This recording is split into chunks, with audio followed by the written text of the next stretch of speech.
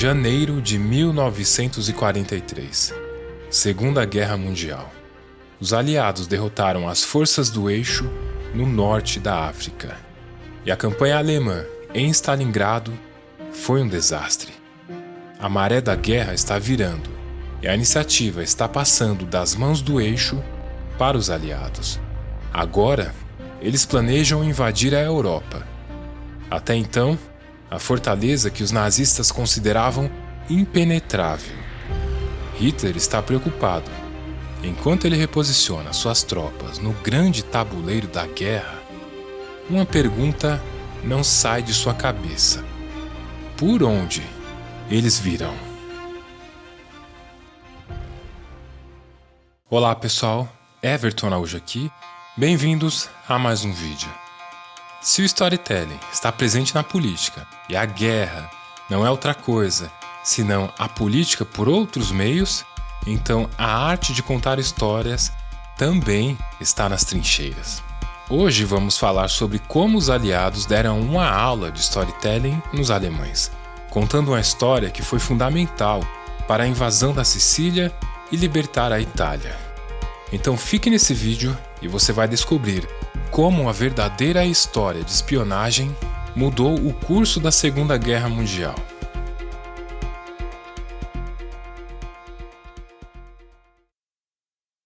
Ato 1. O local perfeito demais.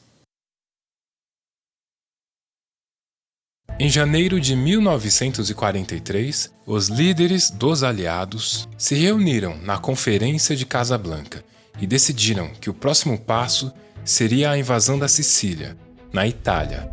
Essa operação foi batizada de Operação Husky. O problema é que a ilha era um alvo óbvio demais.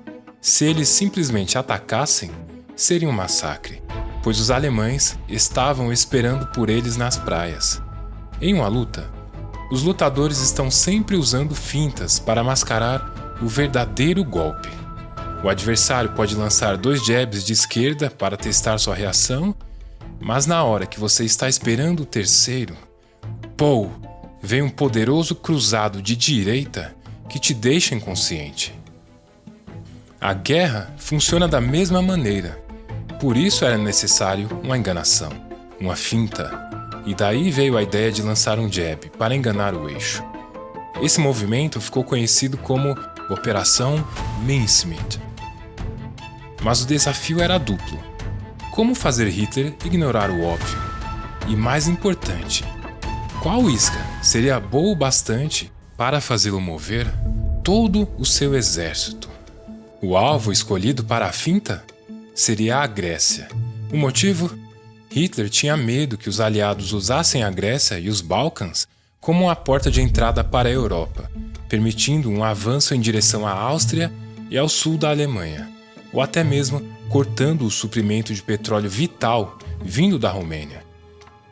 Agora restava saber qual método os aliados utilizariam para enganar os alemães. E é aqui que essa operação se torna fascinante para quem ama boas histórias. Para vencer essa batalha, os aliados não usariam apenas canhões. Eles decidiram utilizar a ferramenta que exploramos em todos os vídeos desse canal: o storytelling. Eles não iam apenas lançar uma finta, eles iam escrever um roteiro digno de Oscar para enganar o próprio Hitler. Ato 2. O Major William Martin. No mundo da espionagem, os agentes da Abwehr, o serviço de inteligência militar da Alemanha, eram treinados para serem extremamente céticos.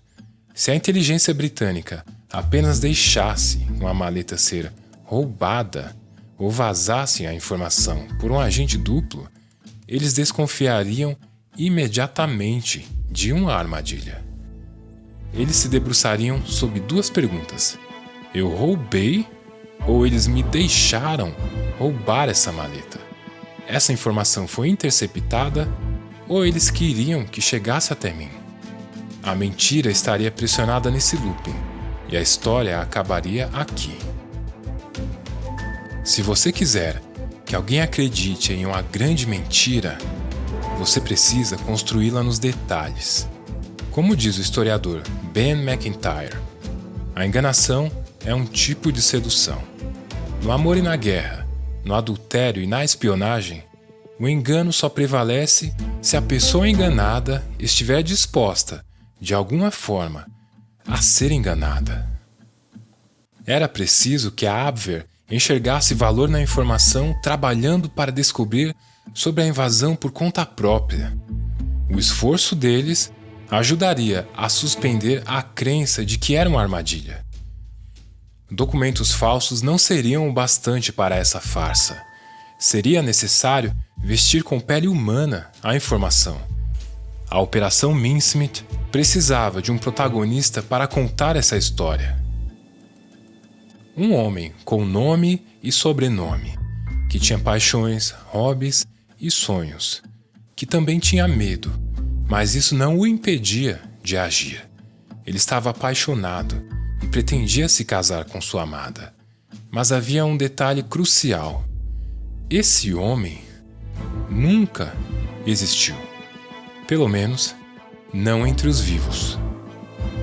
Senhoras e senhores, conheçam o Major William Martin. Se um oficial perde uma maleta, ele é levado à corte marcial e os planos são mudados imediatamente. Os alemães sabiam disso. No entanto, se o oficial morre em um desastre no mar e o corpo desaparece por dias, os britânicos não saberiam que os documentos foram capturados.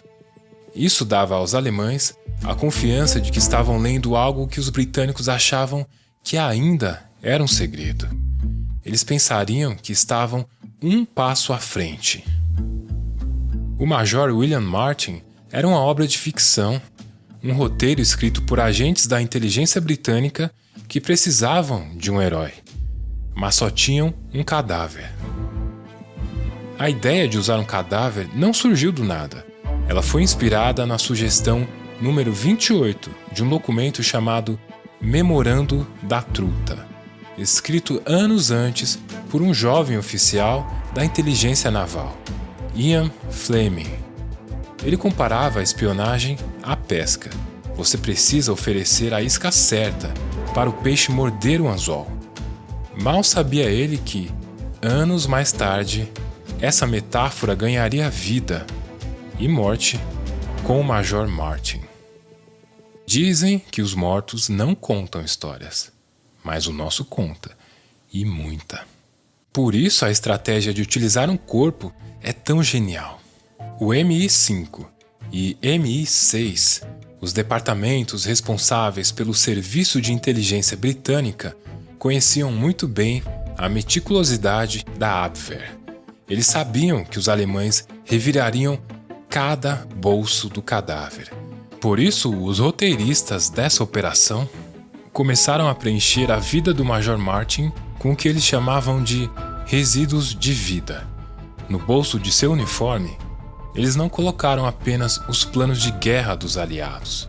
Entre os pertences do Major continham: primeiro, o amor, cartas de amor apaixonadas e uma foto de sua noiva fictícia, Pam.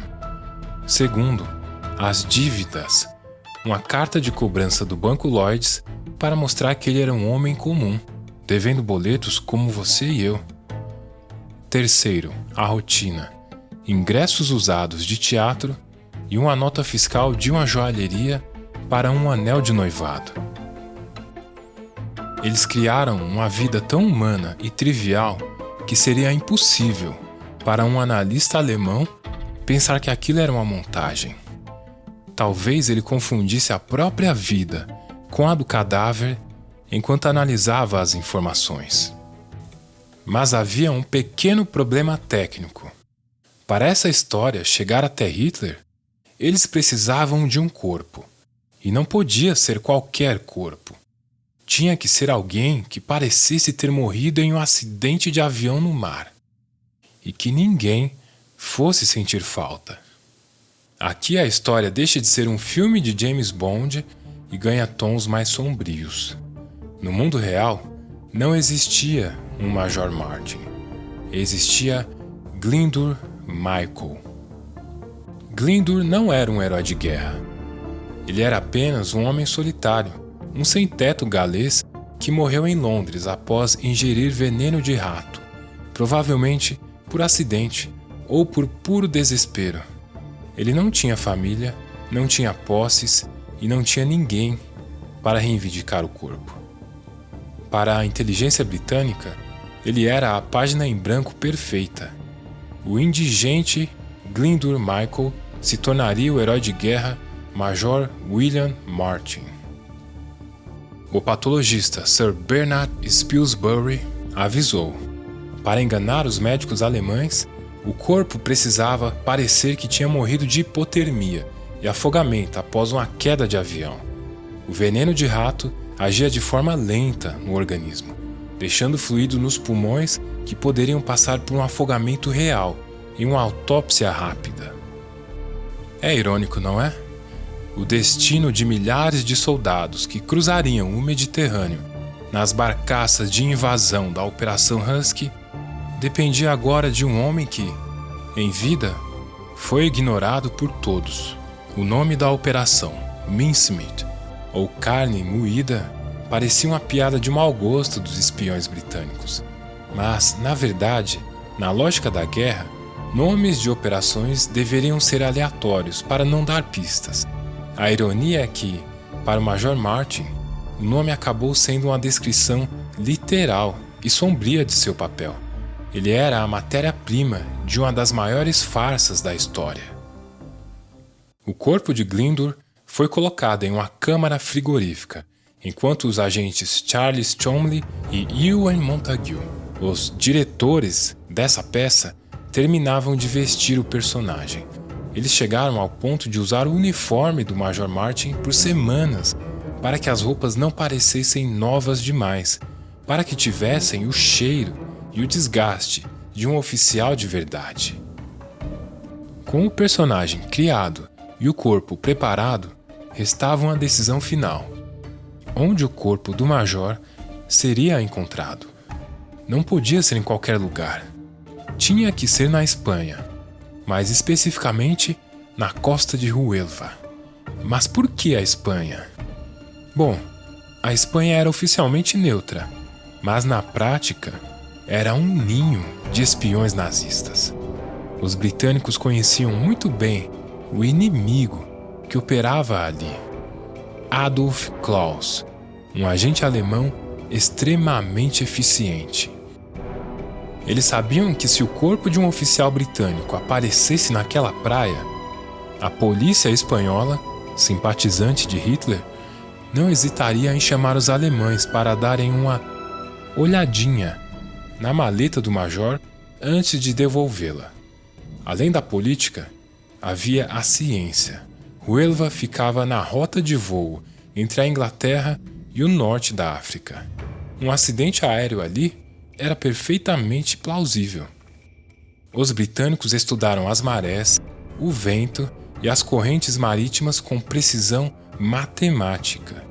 Eles precisavam garantir que, ao ser lançado ao mar, o Major Martin não se perdesse no oceano, mas sim que fosse entregue em mãos para os olhos de Hitler. Mas aqui surge uma pergunta técnica. Se a história era sobre um acidente de avião, por que não lançar o corpo de um avião real? A resposta é pura engenharia de precisão. Lançar um corpo de um avião a centenas de metros de altura em pleno voo seria como jogar uma garrafa ao mar do alto de um prédio, esperando que ela caia em um ponto específico. O vento, a altitude e a velocidade tornariam o local do impacto imprevisível. O Major Martin poderia acabar a quilômetros de distância da costa, ou pior, ser despedaçado pelo impacto com a água, o que arruinaria a autópsia. Eles precisavam do HMS Seraph, um submarino. Essa embarcação já era veterana em missões de alto risco, tendo participado de operações de inteligência cruciais como a Flagpole e a Kingpin. O Seraph era, literalmente, um agente secreto subaquático. E agora ele teria a missão mais importante de sua carreira: infiltrar-se na costa da Espanha para entregar o Major William Martin ao seu destino. Eles poderiam emergir na calada da noite, a poucos metros da costa, e depositar o corpo com suavidade na água, exatamente na correnteza que o levaria para os braços de Adolf Claus. Tudo estava pronto, o roteiro estava escrito, o cenário era o oceano, e o ator principal estava pronto para entrar em cena. Agora, eles só precisavam que Hitler mordesse a isca.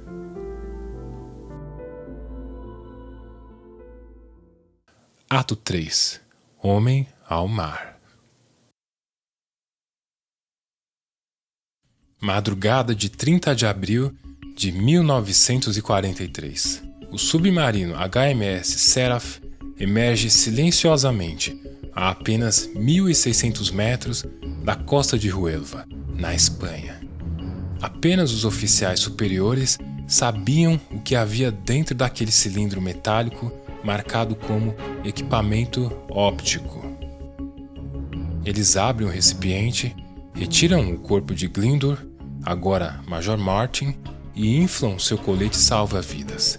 O comandante Bill Dewell lê um salmo em voz baixa, e o Major é suavemente depositado nas águas geladas. O motor do submarino ronca, e ele desaparece nas profundezas. O destino da Europa agora estava flutuando à deriva, dependendo apenas das marés.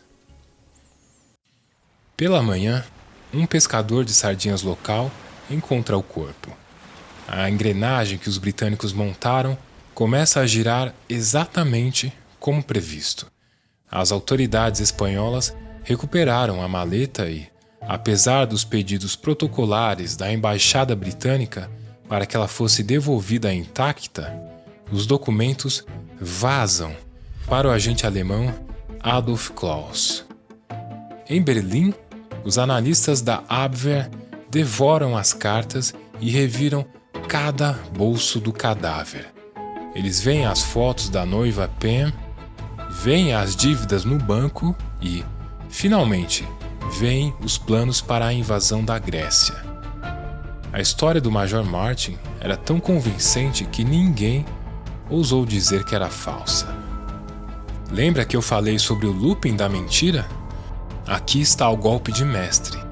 Os britânicos enviaram telegramas secretos via rádio, sabendo que os alemães os interceptariam, dizendo: "O Major Martin levava documentos importantes. Precisamos recuperá-los a qualquer custo, antes que caiam em mãos inimigas." Quando Hitler leu esses telegramas interceptados, ele teve a prova que precisava. Ele pensou: eles estão desesperados, porque eu descobri o segredo deles. O peixe mordeu a isca. A reação no Terceiro Reich foi massiva. Hitler ordenou o deslocamento de divisões inteiras da França e da Rússia para a Grécia. Ele também enviou seu melhor general, Erwin Rommel, para organizar a defesa dos Balcãs. Ele até mandou navios torpedeiros da Sicília para o Mar Egeu. E então, no dia 10 de julho de 1943, o cruzado de direita atinge o queixo do eixo. A maior frota de invasão da história até então surge no horizonte, da Sicília. Os alemães caíram na finta, foram pegos olhando para o lado errado. A ilha, que deveria ser uma fortaleza impossível de tomar, caiu em apenas 38 dias. A Operação Mincemeat foi um sucesso. O ventre mole da Europa estava aberto. Com essa grande vitória na Itália, o horizonte dos aliados finalmente se expandia. A vitória não era mais um sonho. Era um vislumbre real. O caminho estava aberto para o checkmate definitivo contra Hitler. A Operação Overlord. o famoso dia D. Mas o que poucos sabem é que, para aquela invasão monumental dar certo, os aliados precisaram de uma finta ainda maior, mais complexa e mais audaciosa que a do Major Martin. Mas essa história, bom, essa fica para um próximo vídeo.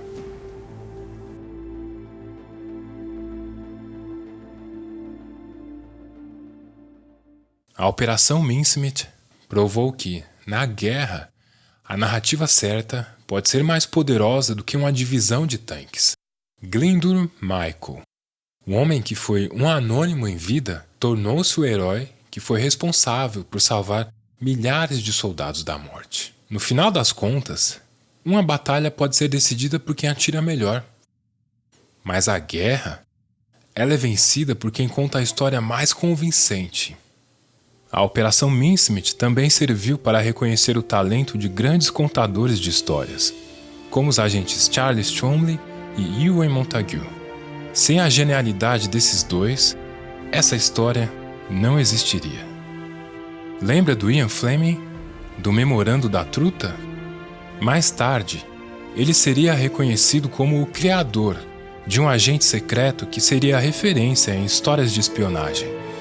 Eu não sei se você conhece, um tal de 007. A Operação Mincemeat se tornou referência em storytelling e é estudada até hoje por grandes historiadores. Se você ficou fascinado por essa história, existem duas obras essenciais que eu recomendo. A primeira foi escrita pelo próprio arquiteto do plano, o agente Ewen Montagu, chamada The Man Who Never Was, o homem que nunca existiu. Mas se você quer a versão com todos os detalhes que ficaram guardados sob sigilo por décadas, você precisa ler Ben Macintyre, em Operação Mincemeat, a verdadeira história de espionagem que mudou o curso da Segunda Guerra. Inclusive, foi nesse livro que a Netflix se baseou para lançar o filme de 2021, que você também pode conferir para ver essa trama ganhando vida. Mais tarde, o Major William Martin teria o devido reconhecimento, sendo enterrado como um herói de guerra em Huelva. Até hoje é possível visitar seu túmulo. Ele se tornou uma marca do poder das histórias. Na lápide, lemos o nome do herói fictício, William Martin, nascido em 1907, morto em 1943. Abaixo, a frase em latim: Dulce et decorum est pro patria more. É doce e honroso morrer pela pátria. Mas logo abaixo, em letras menores, a verdade finalmente descansa. Glindur Michael serviu como o Major William Martin, dos Fuzileiros Navais Reais.